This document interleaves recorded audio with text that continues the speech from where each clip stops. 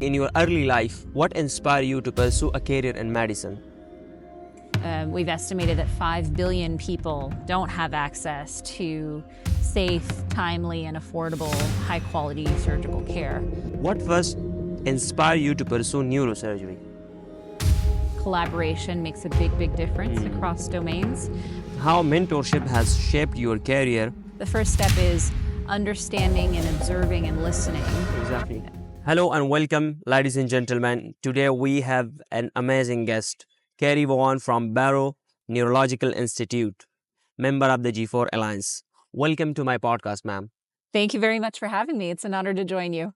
Thank you so much, ma'am. Ma'am, could you tell us about your background a little bit? Sure. So I'm a pediatric neurosurgeon by background and part of the Global Alliance for Surgical Obstetric Trauma and Anesthesia Care. We're lucky enough to be able to hold our annual permanent council meeting here in Peshawar in Pakistan, thanks to our wonderful host, Dr. Tariq Clownton, and the whole entire team of Northwest. So happy to be here. You're always welcome, ma'am. Ma'am, what you like in the beginning in your early life, what inspired you to pursue a career in medicine? I really appreciated the combination of scientific growth in the field of medicine along with, let's say, compassion or the human touch. I felt like that ability to build relationship with people, especially, when they are patients, when they are sick and stressed, was incredibly humbling and an amazing opportunity to be able to understand health and the human body better while also being able to help people. So I think that's what that combination is what drew me to medicine. Into medicine. And ma'am, which medical school do you study? At what medical school did you study? I was at Columbia University for medical school in New York, then called the College for Physicians and Surgeons. Wonderful, ma'am. Ma'am, you had a distinguished career in pediatric neurosurgery and global surgery advocacy. What was inspire you to pursue neurosurgery?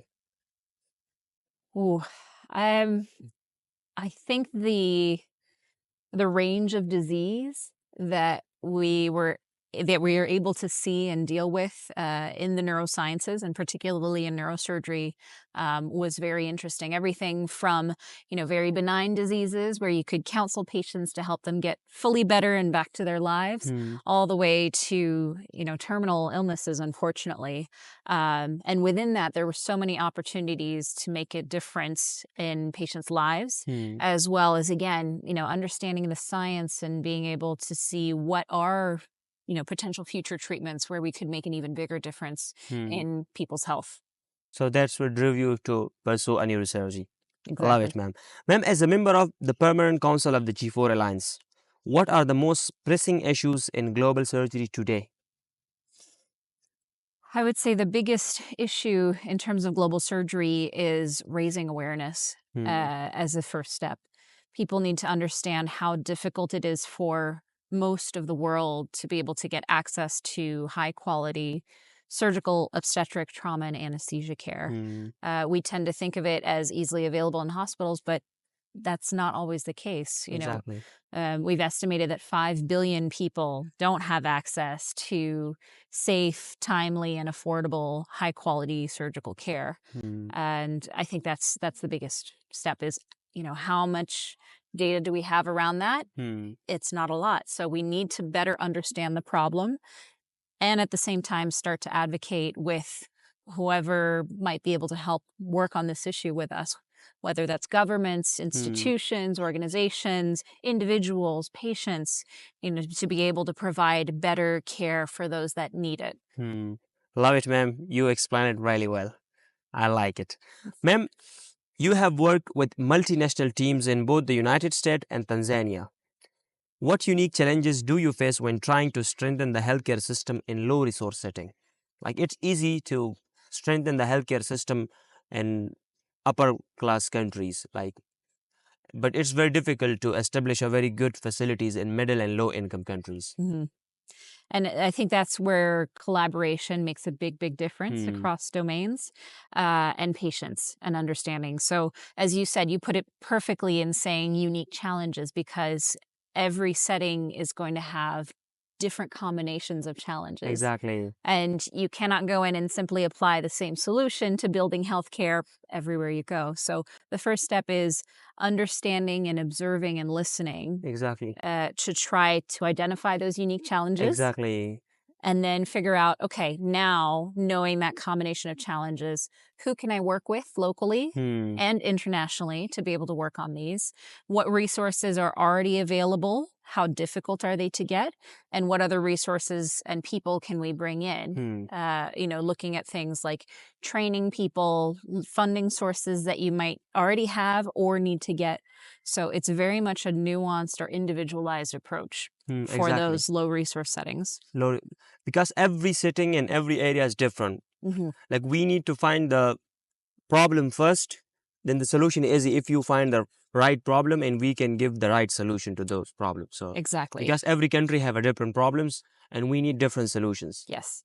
Even within the same country, it's going to be different solutions for different parts. Exactly. You can learn from others. So you can Hmm. learn from neighboring countries, even from countries far away, but you have to be able to know when to adapt it. Hmm. Exactly.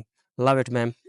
Ma'am, having been part of the global neurosurgery movement for nearly a decade, like you spent 10 years, more than 10, what policy changes do you think are most urgent to ensure that pediatric neurosurgery can be more accessible worldwide? I think prioritizing care for children is, overall the biggest impact we could have. Hmm. It's such, children are such a huge portion of the population and yet are underrepresented in almost all aspects of healthcare, Hmm. public policy, advocacy, you name it. Hmm. If you look at Africa, for example, 50% of the population is under 18 years of age. Hmm. That's a huge number of people, Exactly. that need a lot of healthcare, potentially everything from prevention, Hmm. all the way through to treatment. And there's just not enough attention being paid to that. Hmm.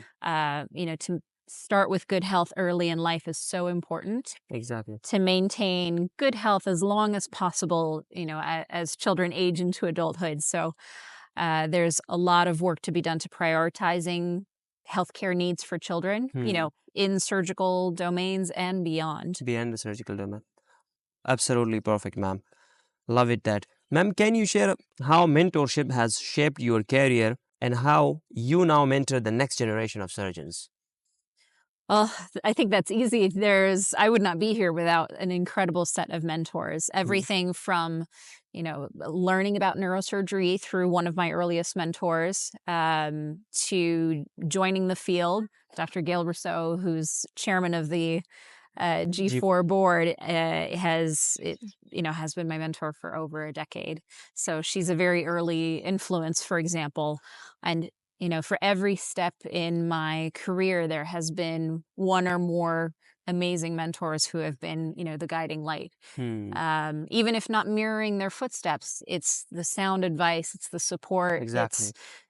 learning from their lessons and their perspectives. So Hmm. I hope that I can pass that on to the next generation now as I'm, shifting onwards in career, getting students involved, Hmm. residents, the younger generation at all different levels Hmm. in whatever they can be interested in. So it's not only supporting them for research work, clinical work, policy and advocacy work, but also getting them exposure. If they haven't heard about a domain, Hmm. they might not know if they're interested or not, Exactly. or they might not have thought about different career paths and saying, maybe this isn't for me.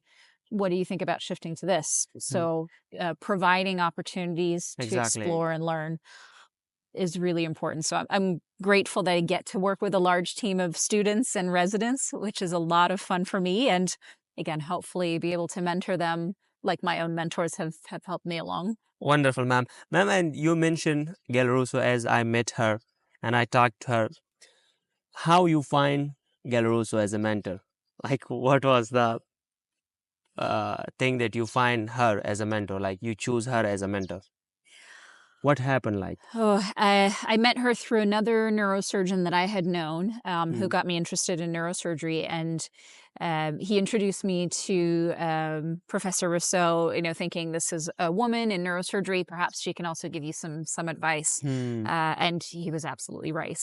Dr. Rousseau has provided some invaluable insight into not only neurosurgery, but career development, learning different Exactly. skills across what we need in healthcare, Hmm. policy and advocacy. Exactly. Obviously, we both have a very strong interest in that. So Exactly. she's a very holistic mentor, giving advice over every part of one's path. Exactly. And that's why I like her very much. Love it, ma'am. Ma'am, can you highlight some of the most significant contribution the G4 Alliance has made to the global surgery movement? The G4 Alliance is particularly strong in advocacy and collaborating with other organizations. So one of the biggest efforts I think that has been successful recently that shows the power of working across different organizations is the World Health Assembly resolution that passed in 2023 on fortifying diets around the world with micronutrients. So this came out of an effort of a couple of member organizations of the G4 Alliance Hmm. looking at rates of malnutrition and congenital conditions like spina bifida, neural Hmm. tube defects Hmm. that have rates that can be reduced significantly with micronutrient fortification in diet. So Hmm. little things like adding folate to flour. And that small idea within G4 led to a global collaboration across organizations, Hmm. and eventually enough momentum and support from national governments, like in Canada, to bring it to the entire World Health Assembly through the WHO. Hmm. And it was passed last year. So that process, I think, to me, highlights the strengths of G4 and, again, raising awareness Hmm. about the neglected surgical patient and doing something about it. So the members do a lot of work on the ground, Exactly. at the front lines of healthcare, Hmm. and the alliance has a lot of power and momentum at the transnational level. Hmm. Working with the World Health Organization and its member states. Wonderful answer, ma'am. Uh, I am enjoying the conversation. We will go move forward. Ma'am, looking back on your journey, what has been the most fulfilling aspect of your work in both pediatric neurosurgery and global surgery? Hmm.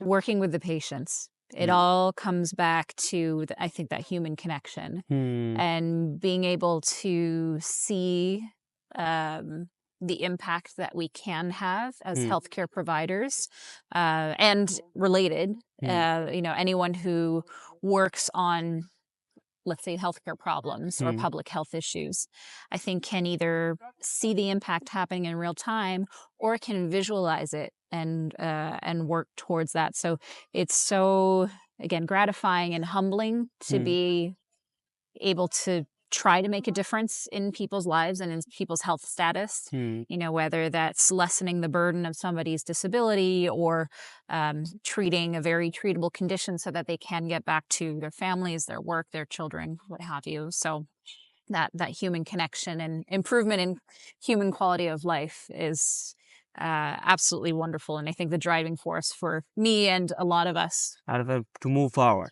Love Yes. it, ma'am. Incredible.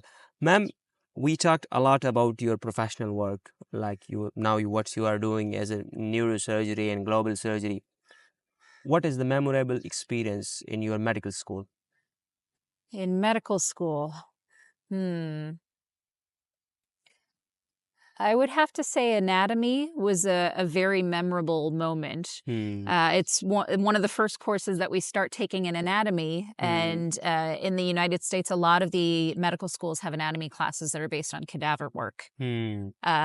So we spend a few months, learning human anatomy inside and out from lectures, but also from working with a cadaver. And Hmm. uh, you come to be very grateful for whoever that person is that was willing to donate their body so that medical students could Hmm. learn from it. Exactly. And you start to realize what exactly we're studying. This is the body. We each, have a body, and it's all the same on the inside. So it's that moment that sort of makes it real of I'm studying to learn medicine to be able to treat other human beings. Like, what is the funny experience in medical school? Oh, funny experience. I think I remember a few bruises that we all got when we were trying to learn how to do IVs and draw blood on each other as medical students. Oh, So we were in small groups, learning how to get blood, how to put in, intravenous catheters. hmm. And we eventually got there. We learned the skill, but the following few days, everybody was coming in with bruises on their arms from each other trying. Hmm. That was a funny experience. Wonderful, ma'am. We did an amazing conversation. Lovely conversation. Thank you so much for your time, ma'am. Well, thank you for having us. I'm so excited that you get the opportunity to discuss with a lot of different people and, be able to share and exchange lessons across global healthcare practice. So thank you for having me. Thank you so much, ma'am.